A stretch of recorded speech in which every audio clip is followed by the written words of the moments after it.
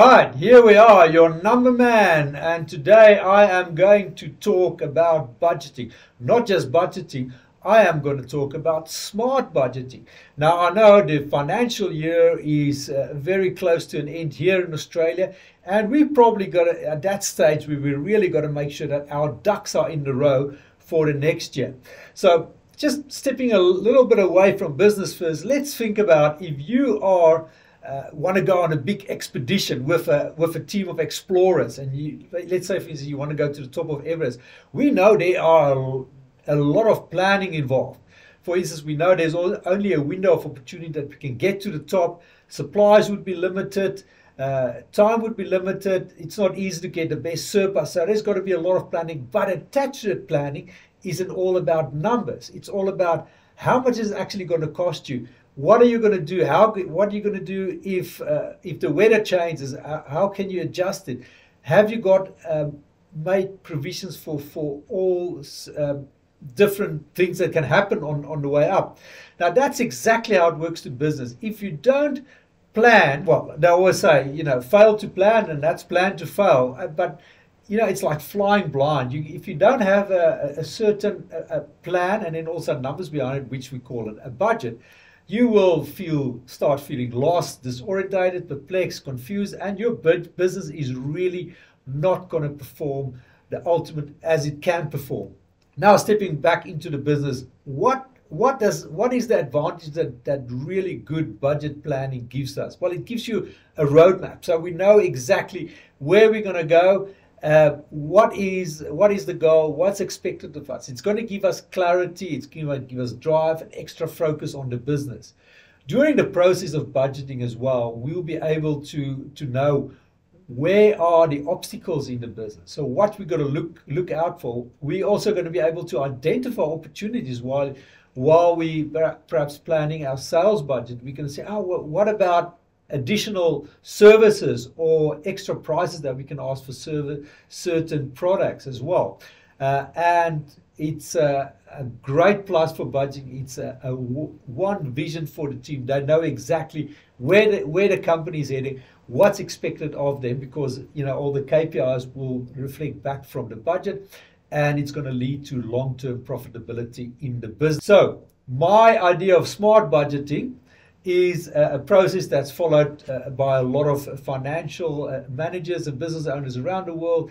It's the word SMART, and it's 5 letters. It means your budget's got to be specific, it's got to be measurable, it's got to be achievable, it's got to be realistic and relevant, and it's got to be timely. So let's quickly go over each of those. So specific. So we want to define exactly what you want to achieve with your budget. So let's say, for instance, and every business is different, but our business, we might want to say, okay, we want to increase our sales with 15% for the next financial year. We also want to increase our gross profit from 44% to 46%. And we want to increase our return on investment from 88% to a 12%.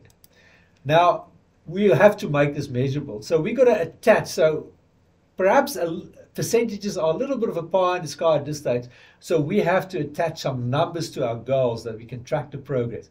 So instead of saying increase revenue by 15%, let's say we want to have a total sales in this year of 1.2 million. We're going to get there by increasing our prices of our products with $15 per unit, and we want to sell 17,300 of them. So we got to aim for a gross profit of 46%. Now that translates back to 550,000 or 1.2 million. And we also want to aim for a total profit of 120,000 if, for instance, our working capital that we've got available in our business, which our return on investment is 120,000. Now we've got to make sure we're specific, we make it that we can measure it. We want to make sure, is it achievable? So we've got to set goals that the goal is going to be realistic given the resources and the constraints. Is it possible to increase our prices? Is the market there? Does a trend show it? Is it possible to decrease our costing that we can get a better gross profit margin? Where is the return on investment going to be if we're going to get a certain amount? Would it fit in with our assets as well? So is this whole budget that we are creating achievable? Then obviously make sure that it's relevant. So we align the budget and goals to our values and our financial priorities in the business. We want to grow the business and we want to increase shareholders' value. Is that aligned with our budget? Yes, it is. Okay, let's move on. Make sure it is timely. So each goal should have a clear deadline or time frame when it needs to be achieved. So if we want to increase it at $15 per unit, perhaps we got to put a few milestones in the budget, like the first 3 months, perhaps increase it with $5. Then the next, by the middle of the year, we've increased it by 10, and then another 5 during the last 6 months of the year. Make sure we know where we're standing, how we're going to get to that sale. So we want to do a lot of research. So we've done the budget, now we've locked it in, the team know where they're standing, and now we want to monitor. So we said we're going to budget smart, but even to be smarter, we've got to make sure that during the year we're going to keep on monitoring and reviewing this budget. And as we all know, famous business person in the 1970s, Peter Drucker, is known by a lot of people as the father of modern management. He said, what gets measured gets managed, and it's so true. So if you look at a flight plan, for instance, you know you've got to go from a certain destination or from a certain area to another destination. You've got a certain amount of time. This is your course, but what about weather? What about if something happens on the other side that you've got to move to another airport, for instance? You've got to make that adjustment. And just like an aeroplane can't always stick to the exact flight plan, you won't always be able to stick to the exact budget. But by being able to monitoring and review it on a frequent basis, we'll be able to adjust and get there eventually. And this would lead us to success.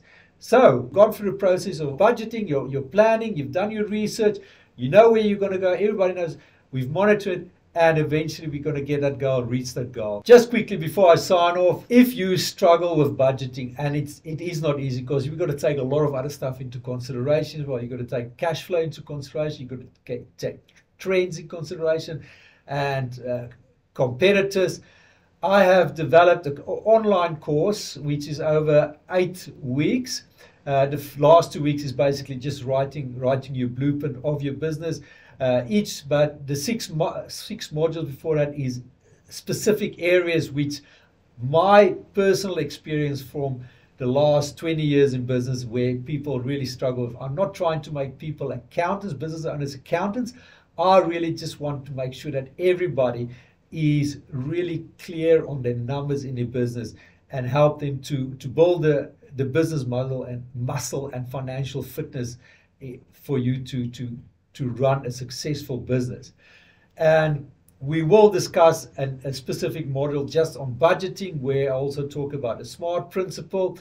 We'll talk about KPIs, cash flow, capital expenditure, and specifically and in the monitoring of your business as well. And you're going to walk away, add a lot of value to your business.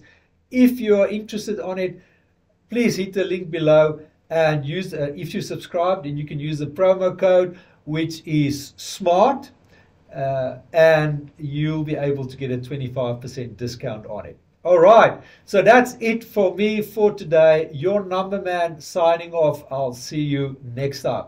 Ciao.